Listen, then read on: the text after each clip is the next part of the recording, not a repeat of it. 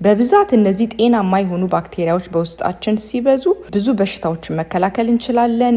ኢንፌክሽን በቀላሉ አይዘንም። የልብን በሽታ ይከላከላል። ልክ ያለፈ ካልሲየም በደም ስር ውስጥ እንዳይሰገሰግ አርተሪዎቹንም እንዳያጠባቸው ይከላከልልናል። በሆዳችን በተለይም በአንጀታችን ውስጥ ያለውን ጤናማ ባክቴሪያ በቁጥር ይጨምራል። በሽታን የመከላከል አቅም ይጨምራል። ፈርመንትድ ምግብ ለሊኪ ጋት መዳንና ህመምን ለመቀነስ ከፍተኛ ጥቅም አለው።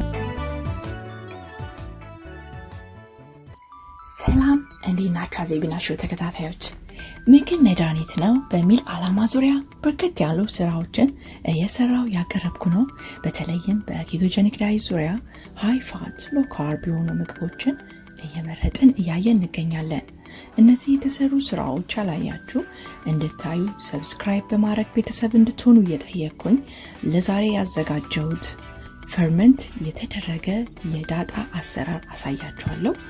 በቅድሚያ ይህንን ለምን ማድረግ አስፈለገ ለሚለው ጥያቄ ፈርመንት ማድረግ ያስፈለገን ምክንያት ናይት ሼድ የሚባሉ የቬጅቴብል አይነቶች እንደ ቃሪያ፣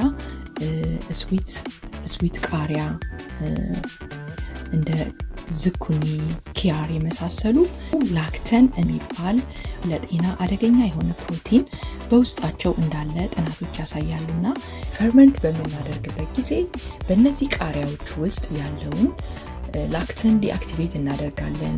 በሁለተኛ ደረጃ በቃሪያ ውስጥ የምናገኘውን ኒውትሪሽን ከፍ ማድረግ እንችላለን።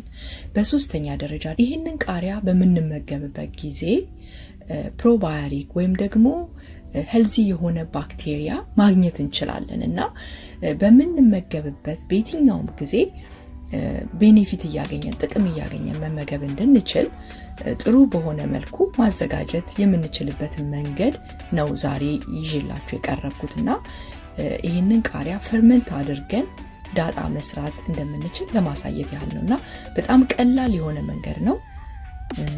የሚያስፈልገኝን አቅርቤያለሁ። ሁለት አይነት ዳጣ እንሰራለን። አንድ ግሪን አረንጓዴ ዳጣና አንድ ደግሞ ቀይ ዳጣ፣ ቀዩ ቀላ ያለውን ዳጣ እንሰራለን። ይሄው እንደምታዩት ሁለት አይነት ቃሪያ አቅርቤያለሁ። ዝንጅብልና ነጭ ሽንኩርትም ያስፈልገናል። ያቀረብኩት አንድ ቀይ ቃሪያ ነው፣ ሁለት ደግሞ ግሪን ነው። ሁለቱም ብትችሉ ኦርጋኒክ ቢሆን ጥሩ ነው። ካልሆነ ግን ካልተቻለ በደንብ አድርገን በአፕል ሳይደር ቪኔገር ብናጥበው ጥሩ ነው። ከላይ የሚረጩትን ኬሚካል አጥበን ማንሳት እንድንችል በደንብ አድርገን ብናጥበው ጥሩ ነው ኦርጋኒክ ካልሆነ። ከዛ የምናደርገው በደንብ አድርገን ውስጡ ያለውን ፍሬ እናወጣዋለን። ፍሬው አያስፈልገንም። ዋናው ላክተን በፍሬው ላይና በቆዳው ላይ ስለሆነ በቃሪያ ላይ ያለው ከላይ ቆዳው ላይ ያለውን ፈርመንት ልናደርገው ስለሆነ በዛ ዲአክቲቬት እናደርጋለን። ግን ፍሬውን አውጥተን እንጥለዋለን። ፍሬው አያስፈልገንም። ከሁለቱም ከግሪኑ ከዚህ ከቀዩም ቃሪያ ውስጥ ፍሬውን እናወጣለን። መጀመሪያ እንደዚህ አድርገን እናዘጋጀዋለን። ከዛ የሚያስፈልገን የተላጠ ነጭ ሽንኩርትና ዝንጅብል ያስፈልገናል። እንደዚህ የቬጅቴብል ስታርተር ወይም ደግሞ ሞር ባክቴሪያ ካለ ቤት ውስጥ እሱንም መጠቀም እንችላለን። የሚያስፈልገን የጨው አይነት ለፈርመንቴሽን ይሄ ካሸር የሚባለው ሲሳልት ጥሩ ነው። ከሌለ ግን ማንኛውም የባህር ጨው ይሆናል። ይሄ ግን ዋና ጥሩ ነው ለፈርመንቴሽን። ከዛ እንደዚህ ጠርሙስ ያስፈልገናል ውሃ አድርገን። እኔ ዛሬ የቬጅቴብል ስታርተር ስላለኝ እጠቀማለሁ። ከሌላችሁ ግን በጨው ብቻ ቀኑን በማስረዘም 10 ቀን በማድረግ ፈርመንት ተደርጎ የሚቆይበትን ቀን በማስረዘም በደንብ ፈርመንት እንዲሆን ማድረግ ይቻላል። ግን የምትጠቀሙት ጨው ሁል ጊዜ የባህር ጨው ቢሆን ጥሩ ነው። ሁለቱም ጋር ጨው እናደርጋለን። በሾርባ ማንኪያ ጨው መብዛት የለበትም። ስንበላው ጨው ብቻ እንዳይሆን ጨው አናበዛም። ሁለቱም ጋር እንደዚህ ግማሽ ግማሽ ካፕ ውሃ ካደረግን በኋላ አንዳንድ የሾርባ ማንኪያ ጨው እናደርጋለን። ያው ፈርመንት የምናደርገው የቃሪያ ብዛት ይወስነዋል። መብዛት የለበትም። ከዛ የተላጠውን ዝንጅብል ሁለቱም ጋር መጥነን እናስገባለን። ነጭ ሽንኩርቱም ዝንጅብሉም። ነጭ ሽንኩርትና ዝንጅብል ፈርመንት ሲደረግ እንዲሁ ለጤና በጣም ከፍተኛ የሆነ ጥቅም ያለው። እንደዚህ ፈርመንት የማድረግ ልምድ በቤት ውስጥ ቢኖር ጤናችሁን በከፍተኛ ሁኔታ መለወጥ ትችላላችሁ። ከፍተኛ የሆነ ጥቅም አላቸው።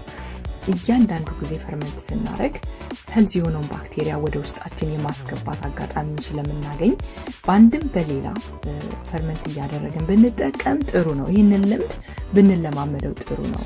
በባህላችንም ይሄ ፈርመንት የማድረግ ነገር አለ በባህላችን። ይሄ የቆየ ባህል ነው፣ አዲስ ነገር አይደለም እና ለጤና ከፍተኛ የሆነ ጥቅም ነው ያለው ፈርመንት በማድረግ ልምድ ብናረግ እና እንደምታዩት ሁለቱም ጠርሙስ ውስጥ አስገባለሁ ለየብቻ የተለያየ ከለር እንዲሆንልን ነው። አንድ ላይ ማድረግ ትችላላችሁ፣ ግን ሁለት አይነት ከለር የሚያምር ከለር ይወጣዋል እንደዚህ ስናረግ እና ፈርመንት ባክቴሪያ ስለተጠቀምኩኝ እኔ የማቆየው 5 ቀን ብቻ ነው።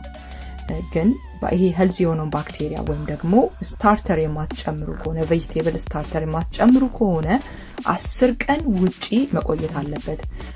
በቡና ፊልተር በመናረግበት ወረቀት በመሸፈን ከላይ በደንብ መክደን የለብንም። ውጪ ስናቆየው እንደዚህ ክዳኑን ጣል ማድረግ ወይም ደግሞ በቡና ማፊያ ፊልተር በመናረግበት ወረቀት ከላይ እንዲሸፍነን ማስቀመጥ። በጨው ብቻ ከሆነ 10 ቀን፣ ቬጂቴብል ስታርተር የምንጠቀም ከሆነ ግን 5 ቀን በቂ ነው። ጨው በደንብ ፈርመንት ያደርገዋል። በጨው ብቻ የምታደርጉ ከሆነ 10 ቀን ነው የሚቆየው እና ዝንጅብሉም ነጭ ሽንኩርቱም ቃሪያውም አንድ ላይ በደንብ ተብላልቶ ፈርመንት ሆኖ ይቆያል። አብዛኛውን ጊዜ እንደዚህ አይነት ነጭ ነገር ከላይ ታዩበታላችሁ። ብዙዎቻችሁ ጠይቃችሁኛል፣ እንደዚህ ነጭ ነገር ስታዩ የተበላሸ ነው የሚመስላችሁ። ያ ግን ፈርመንት መሆኑን ወይም ደግሞ በደንብ መብላላቱን የሚያሳይ ምልክት ነው። የማትወዱት የምትጠሉት ከሆነ ከላይ ያለውን ነጩን እንደዚህ በማንኪያ አድርጋችሁ ስትጠቀሙ ግን የእንጨት ማንኪያ ቢሆን ይመረጣል። እንደዚህ ከላይ ነጩን አውጥታችሁ ጥላችሁ መጠቀም ነው እንጂ ነጭ ነገር አውጥቷል ብለን አንጥለውም። ያ የፈርመንቴሽኑ ፕሮሰስ አንዱ ፓርት ነው። ግዴታ እንደሱ መሆን አለበት። ያው ውጪ የተውነው እንዲቦካ ፈርመንት እንዲሆን ነው እና ሊጥም ስናቦካ እንደዚህ አይነት ነገር እናያለን። የሆነ ነጭ የማውጣት ነገር አለው። ያ የመብካቱ ምልክት ነው እና ይሄም የመብካቱ የመብላላቱ ምልክት ነው እንጂ መበላሸቱ አይደለም። ሄልዚ የሆነ ባክቴሪያ ነው በውስጡ ያለው።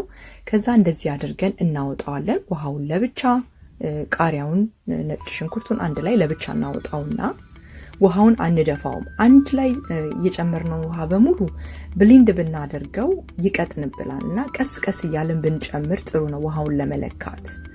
ይኸው ነጭ ሽንኩርት ዝንጅብሉም አንድ ላይ አለ። ይህንን ውሃውን ካጠለልን በኋላ ቃሪያ፣ ነጭ ሽንኩርት የጨመርነውም አንድ ላይ አለ። ውሃው ባክቴሪያ ያለበት አንደፋውም፣ ግን ቀስ ቀስ እያልን ብሊንድ ልናረገው ነው። በደንብ አድርገን ስሙዚ እንዲሆንልን በብሊንደር ብሊንድ እናረገዋለን፣ ዳጣ ለመስራት ማለት ነው። በጣም ጣፋጭ የሆነ ጤናማ ሄልዚ የሆነ ዳጣ ነው የሚሆነው። ብዙ ጊዜ ቃሪያ በልተን እንደዚህ የሚያቃጥል ነገር በልተን የምንታመም ሰዎች እንደዚህ በመቀየር መጠቀም እንችላለን። በደንብ ካጠለልነው በኋላ ብሊንደር ውስጥ ነው የምናስገባው። ውሃውን እየመጠንን ነው የምናስገባው። እዚህ ጋር 4 የሾርባ ማንኪያ ኦሊቭ ኦይል አለኝ። ኦሊቭ ኦይል ስናረግበት በጣም ይጣፍጣል፣ ትወዱታላችሁ ቴስቱን። በዛ ላይ ደግሞ ኦሊቭ ኦይል በራሱ ጤናማ ሄልዚ የሆነ ፋት ስለሆነ በዚህ አጋጣሚ ለመጠቀም እሱን 4 የሾርባ ማንኪያ ጨምራለሁ።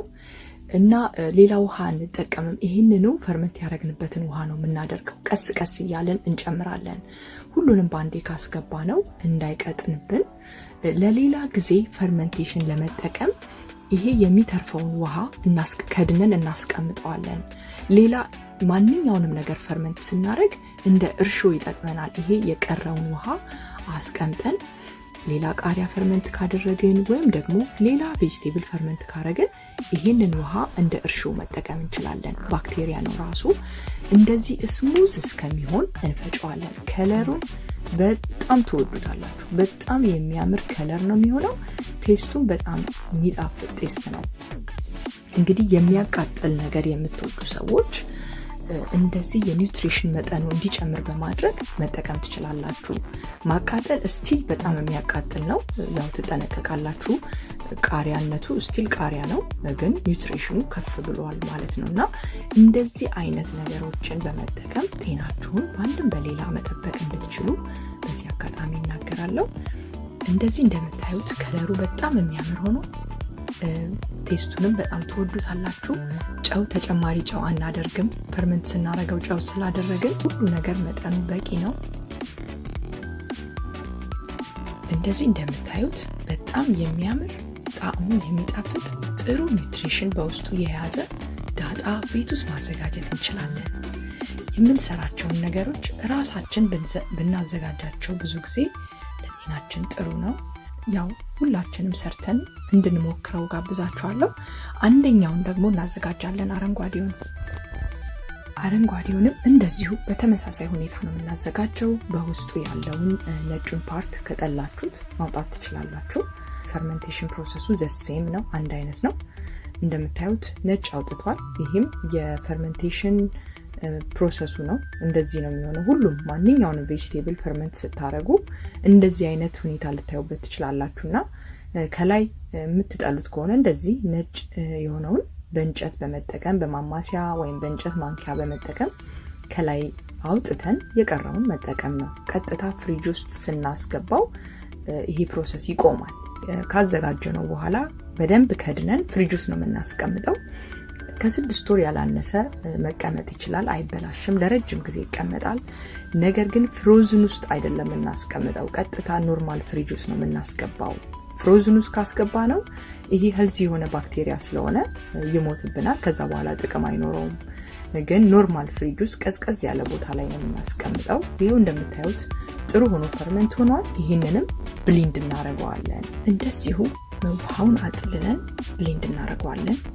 በደንብ ስሙዝ እስከሚሆን ነው ብሌንድ የምናደርገው። የምንጠቀመው የራሱን ውሃ ነው። አሁንም የቀረውን ውሃ ለሌላ ጊዜ እርሾ እንዲሆነን እናስቀምጠዋለን። ይሄ እንግዲህ የምንፈልገውን መጠን ያህል እየጨመርን ነው። አንዳንድ ጊዜ በጣም ቀጭን እንዲሆን ከፈለጋችሁ ውሃውን ማብዛት ነው። ወፍራም ከፈለጋችሁ ደግሞ ትንሽ ውሃ ማድረግ ነው። እዚህ ጋም 4 የሾርባ ማንኪያ ኦሊቭ ኦይል አድርጌያለሁ።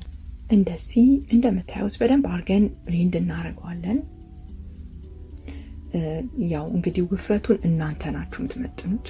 በጣም ቀጭን እንዲሆን ከፈለጋችሁ ቀጭን ማድረግ እንችላለን። ማወፈርም ውሃውን በመጨመርና በመቀነስ ነው ብሌንድ የምናደርገው። የሁላችንም ቴስት ይለያያል፣ ግን ስቲል የምንጠቀመው ፈርመንት ያደረግነውን ውሃ ነው። እንደነገርኳችሁ የቀረውን ለእርሾ እናስቀምጠዋለን። ግሪኑ ዳጣችን ይህንን ይመስላል። አረንጓዴው ዳጣ ይህንን ይመስላል። ልክ የአቮካዶ ከለር ነው የያዘው። ቴስቱ የሁለቱም ቴስት ጣዕሙ የሁለቱም ጣዕም በጣም ቆንጆ ነው። ትወዱታላችሁ በጣም። ይህንን መስሏል። እንግዲህ ሁለቱም አይነት ጥሩ ሆኖ ፈርመንት ሆኗል።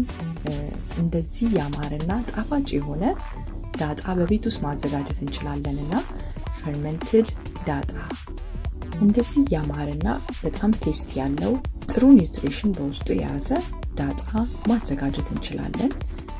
እንደምታዩት በጣም የሚያምር ከለር፣ ጣዕሙ በጣም ቆንጆ ነው። እንደዚህ አዘጋጅተን እንድንጠቀም አበረታታችኋለሁ። ይህንን ያዜብናል ሾው ከወደዳችሁ ሰብስክራይብ፣ ላይክ በማድረግ እንድትገልጹ እየጠየቅኩኝ በሌላ ቪዲዮ እስከምንገናኝ ድረስ ሰላም ቆዩ።